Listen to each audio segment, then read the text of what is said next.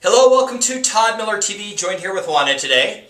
And as you can see, it's casual day, just finished working out, but something I want to talk about. I was so excited, I just came right here from the gym. I didn't even bother to take a shower. Okay, so I'm going to tell you a story and then we're going to talk about the title of the video.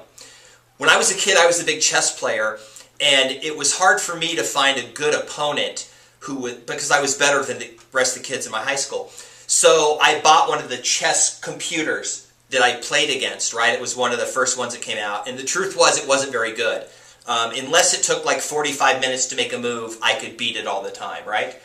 And it really took about 10 or 15 years before chess computers got good enough to beat humans at all. And then now they're about even with grandmasters. Like the best computers are about as good as the best U.S. chess players. Not any better, not any worse. They're just as good. Now, we're going to flip over to real estate and talk about valuing a property, and can a computer value a property as well as a human can. Now, we're not going to name any specific ones. There's a lot of different ones out there, but we're talking about automated valuation. This is where you go to a website, type in your address, and a number pops up. Okay, and some of them have said, oh, they're on average maybe 10% off, but we're kind of close, right? Okay, so let's talk about who do you think is better, a computer valuing a house or an agent? Okay, so an agent is going to be better at valuing the house for a lot of reasons. Okay. A computer is going to just use data, and the data is very limited. What they're using is price per square foot versus age of home and in that area, while an agent is going to use a lot of other information, such as, for example, any upgrades, any updating to the home. It's going to use the scarcity of what's going on in that neighborhood. Are there a lot of homes on the market for sale? What's the time on the market? So an agent's going to use the desirability of schools, the desirability of other amenities in the area that a computer is just not going to use. So for example, you might have two communities that are back to back, and a computer is going to just look at that area, while an agent's going to say, you know what, community A has higher sale prices than community B. A computer's not going to know to differentiate between those because the computer doesn't know our market, doesn't know the difference between the two communities. One community is just a regular little community. The next community over is the one that has the pool, the tennis courts, is gated, and all these other amenities. So a computer is only looking at that geographic area, and it's going to encompass both communities. It's going to use the average sale price. It's not going to realize that, well, community A has basic features, community B has a lot of upgraded homes, and we all see this when we go out to builders. They have community A and community B, right? Community A has the standard features, community B has the bigger homes, the nicer homes. They have nicer granite than community A, they have nicer cabinets than community A, and so on. An agent is going to know the difference. A computer is not going to know the difference. A computer uses very limited information, while an agent uses a lot more information.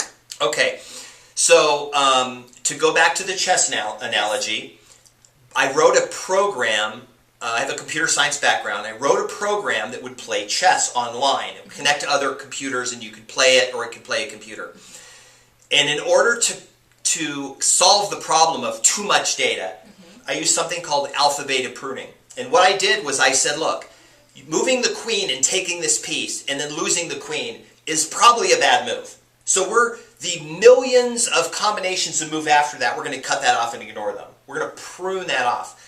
What I believe a person does better is that instead of being overwhelmed by data, and I think I don't know how they work, but I believe they use so much data that they're overwhelmed and they just mathematically try to average it all out, that they actually are taking data that's either not relevant or bad and somehow averaging it in. And I think that if they built a better model, they would be better.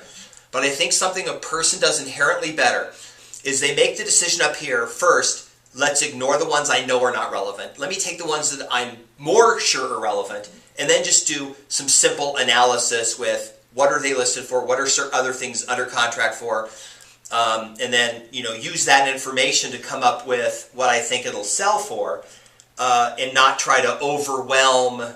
Plus, the same thing is, you walk into a house that was built in the 50s. the online valuation models don't know if that house looks like it did in the 50s, or if a year ago the person did $100,000 of rehab in the inside. And a lot of times when you go into a neighborhood, and we'll pick California, and maybe you have some houses are worth $500,000 and some are worth $800,000 for the same square footage, same lot. The computer freaks out, and the reason it freaks out is because it's saying, well, they're the same square footage, they're in the same community, they're in the same blah, blah, blah. But what it doesn't know is this house has never been upgraded, or was upgraded in the 70s, and this house just got upgraded, and now it's modern, it's more convenient, or whatever, and it doesn't know about your house. So it says, oh, it's worth $650, or we're just going to pick a number in the middle and throw it out there because we're guessing. Whereas the real estate agent will go, you know what, I'm going to ignore that $850, so $800,000 sold because you're like this other house. You haven't changed anything, and your street's kind of the same. People can make a determination a computer can't by looking at either the picture or being in the house, or just kind of understanding. Yeah, you're on a corner, but it's a lousy corner to be on. Like there's that street in Coronado that every morning thousands of cars drive by it as they go on base.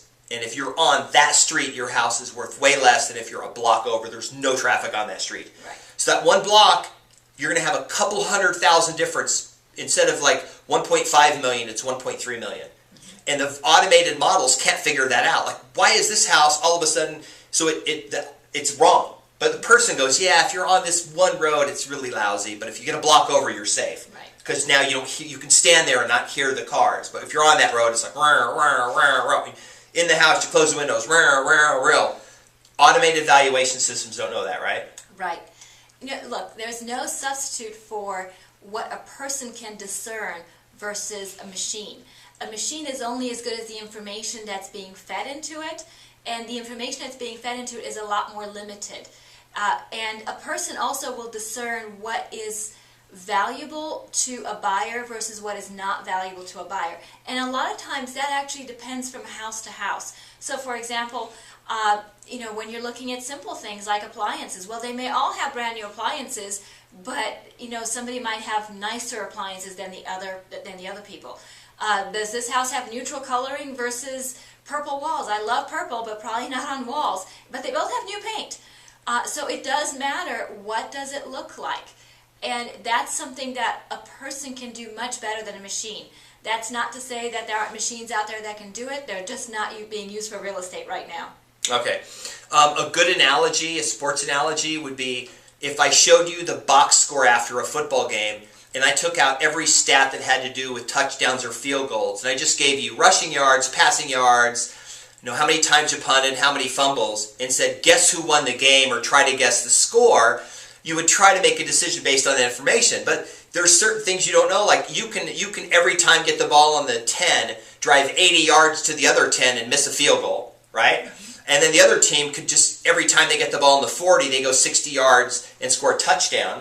And the other team has more yards, but you converted to a point and they didn't. So it's the subtle thing like that. Another good analogy would be trying to judge a beauty contest based on measuring all of the women. Okay, we're going to measure their all their measurements. We're going to measure how big their nose is. We're going to measure their eyes, the length of their hair. We're going to use a spectrometer to figure out the color, and we're going to put it into a computer, and the computer's going to tell us who should win. And it's like, well, but who programmed the computer? And the judges are going to have a different opinion that's more subjective. So the real estate, in this case, maybe is more subjective, more of an art form. Mm-hmm. Sometimes the computer is dead on, and sometimes it's like, what were they thinking? I'm not saying it's bad, it's a starting point, right? It's just a way to go, okay, I think this is kind of a range of where we are. But so you believe a person, you're not saying this because you're biased, because you're a human, and because you're a real estate agent. No, I honestly believe that a person will do a better job. And clearly, investors and banks believe the same thing, otherwise they would not have human appraisers go actually visit the properties, physically inspect them, and come up with a value. They would go with automatic valuations every time. But when their money is on the line, they rely on a human being, not just an automatic valuation. Yes, they get automatic valuations, but the bottom line is they rely very heavily on the human being who goes out there and inspects the property. Okay, perfect. Awesome.